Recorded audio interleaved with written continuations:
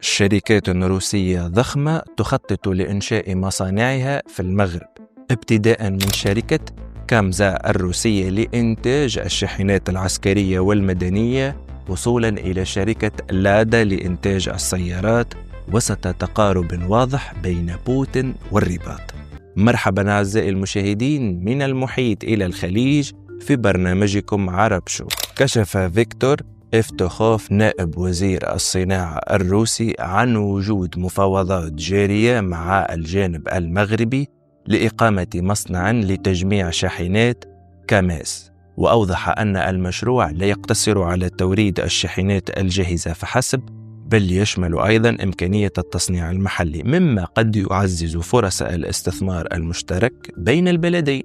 ولا يقتصر الاهتمام الروسي على كاماز فقط، إذ أبدت شركات أخرى مثل جاز أوتوفاز المعروفة بإنتاج سيارات لادا رغبتها في دخول السوق المغربي. وهذه الشركات الاستراتيجية في روسيا معروف أن خطط توسعها خارج روسيا تكون بمباركة من الكرملين في موسكو، حيث يجلس بوتين على عرش روسيا. وبناء عليه، ما هي معالم الصفقة المغربية الروسية المتعلقة بشاحنات كاماز؟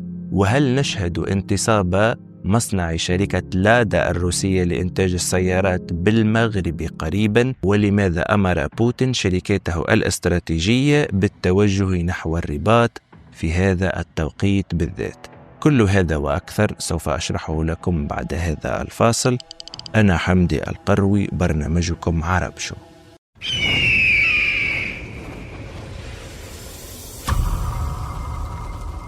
أود أن ألفت انتباهكم أعزائي المشاهدين إلى الضغط على زر الإعجاب حتى أعرف عددكم، فهذا مهم لنا. ونعود لموضوع حلقتنا، حيث تسعى شركة كاماز الروسية المتخصصة في تصنيع الشاحنات الثقيلة إلى تعزيز وجودها في السوق المغربي، حيث أبدت اهتمامها بهذا السوق منذ أكثر من 6 سنوات وفقا لوكالة الأنباء الروسية تاس. وتأتي هذه الجهود في إطار جهود الشركة للتوسع في الأسواق الأفريقية، مع التركيز على المغرب باعتباره بوابة اقتصادية مهمة للقارة الأفريقية.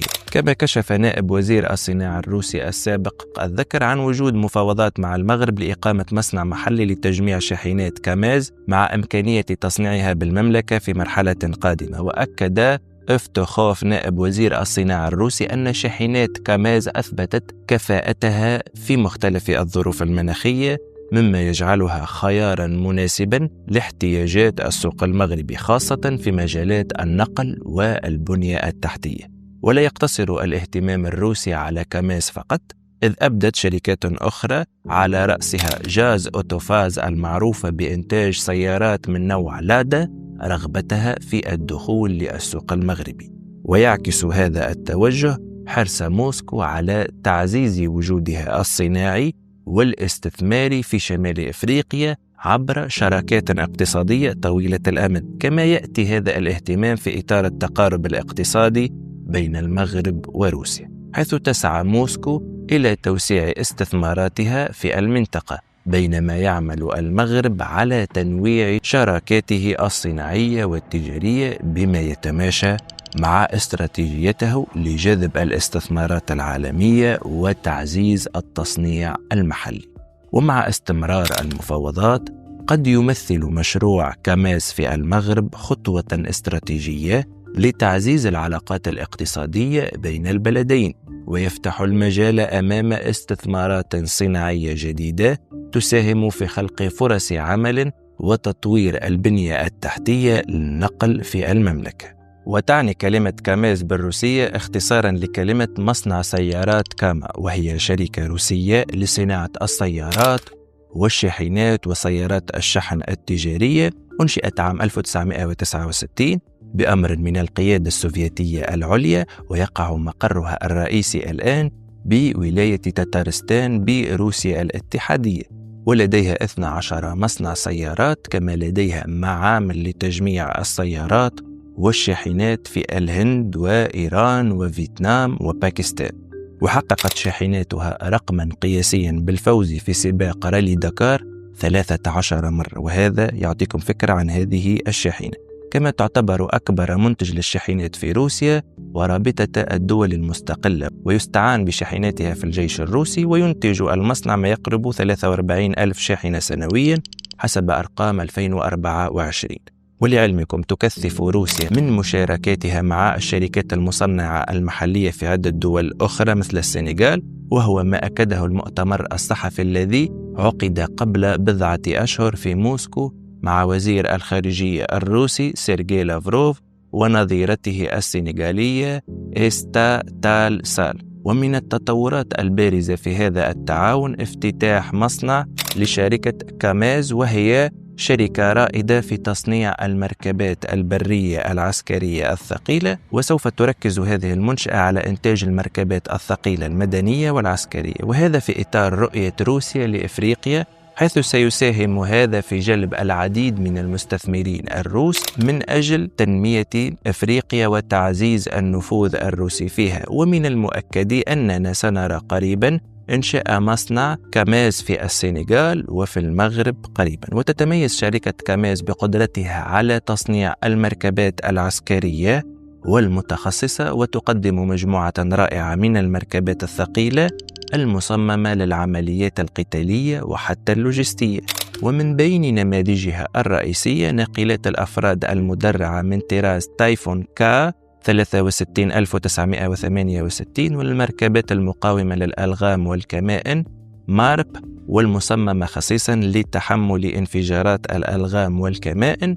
بالإضافة إلى ذلك تصنع كاماز العديد من أنواع الشاحنات العسكرية لنقل القوات والبضائع مثل كاماز 5350 وكاماز 4300 المشهورين والمعروفين بأدائهما في ظروف ساحة المعارك الصعبة. ولا تلعب هذه المركبات دورا محوريا في القوة العسكرية الروسية فحسب، بل إنها تدعم أيضا المهام الدولية بنشاط. وتبرز دولة السنغال والمغرب كسوق تصدير حيوية لشركة كاماز، حيث تم تسليم 167 مركبة مؤخرا إلى دولة السنغال. ومن بين هذه المركبات شاحنات كاماز 5460، والتي تهدف إلى تسهيل نقل الحاويات من ميناء دكار إلى بقية أرجاء البلاد. وفي عام 2021 تم اتخاذ مبادرة لتدريب السائقين والميكانيكيين السنغاليين سواء في الموقع أو في مراكز تدريب كاماز بروسيا لضمان التعامل مع هذه المركبات وصيانتها بكفاءة.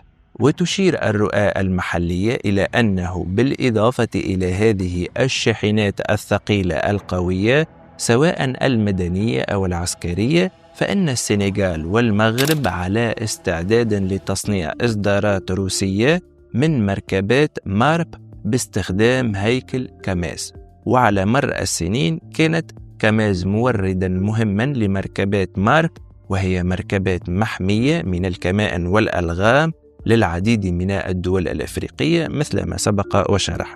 كما أصبحت سلسلة كاماز تايفون التي تضم نماذج مثل كاماز 53949 لا غنى عنها في العديد من الأساطيل العسكرية في جميع أنحاء القارة. بفضل حمايتها الهائلة من الألغام وتصميمها متعدد الاستخدامات، فهي ماهرة في التعامل مع الظروف الطبيعية الأفريقية الصعبة. كما أصبحت سلسلة كاماز تايفون التي تضم نماذج مثل كاماز 53949 لا غنى عنها في العديد من الأساطيل العسكرية في جميع أنحاء القارة، بفضل حمايتها الهائلة من الألغام وتصميمها متعدد الاستخدامات وسعرها الرخيص. فهي ماهرة في التعامل مع الظروف الطبيعية الإفريقية الصعبة عكس عدة آليات غربية. ويتم نشر هذه المركبات بشكل متكرر للتحركات والإجلاء الطبي وحتى العمليات المضادة للدبابات في المناطق التي تعاني من التمرد. ومن المتوقع أن يؤدي إنشاء مصنع كاماز في السنغال في عام 2025 إلى تعزيز هذه الأرقام، مما يسلط الضوء على البصمة العسكرية المتنامية لروسيا والطلب المتزايد على مثل هذه المركبات في جميع أنحاء القارة. كما تسعى روسيا من خلال فتح مصنع لها في المملكة المغربية إلى جعل المغرب أحد زبائنها الرئيسيين على غرار دول مثل مصر والجزائر والسودان. والمغرب يريد هذا لأنه مؤخرا اتخذ قرارا بتوطين الصناعات الدفاعية ووضع عدة قيود على الأسلحة والمعدات الحربية التي يتم استيرادها دون أن يساهم المغرب في تصنيع عدة أجزاء منها. ولهذا استجابت عدة شركات أجنبية مثل شركة بايكار التركية لتصنيع المسيرات، والتي قررت مؤخرا الانتصاب في المغرب وبناء مصنعها لإنتاج الطائرات المسيرة، بعد أن سبقتها شركات إسرائيلية إلى السوق المغربية رفقة عدة شركات أمريكية وفرنسية.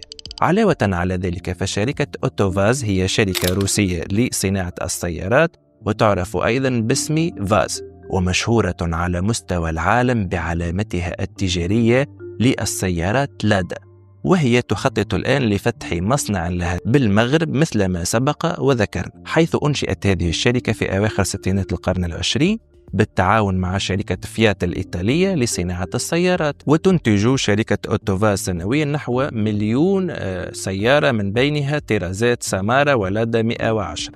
كما يعتبر مصنع فاز من أكبر مصانع السيارات في العالم، إذ أن فيه أكثر من 144 كيلومترا من خطوط الإنتاج، وهو يتفرد في أن معظم مكونات السيارة هي من الإنتاج المحلي الروسي.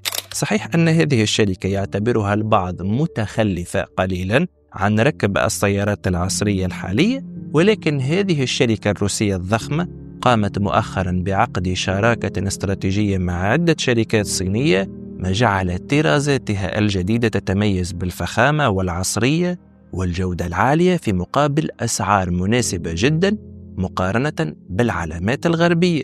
وأعلنت الشركة الروسية قبل أشهر عن إسناد تصنيع عدد جديد من طرازات لادا لشركة مصرية جديدة في مصنع ضخم يتم العمل على إنشائه بمنطقة طرابول الصناعية المصرية. كما كانت لادا التي تعد واحدة من أشهر ماركات السيارات بالسوق المصرية قد سجلت تواجدها المحلي في سوق السيارات في سبعينات القرن الماضي. وشهد عام 2014 أحداثاً إضافية للادا عبر سيارة جرانتا التي يتم تجميعها محلياً، وقدمت نسختها المحسنة في عام 2020، ذلك قبل أن يتوقف إنتاجها في مارس 2023. وأعلن رئيس مجلس إدارة مجموعة الأمل للسيارات ووكالتي لادا وBYD في مصر عمرو سليمان في سبتمبر الماضي أن المجلس يبحث مع الحكومة المصرية وشركة لادا الروسية تصنيع سيارتي لادا جديدتين في مصر.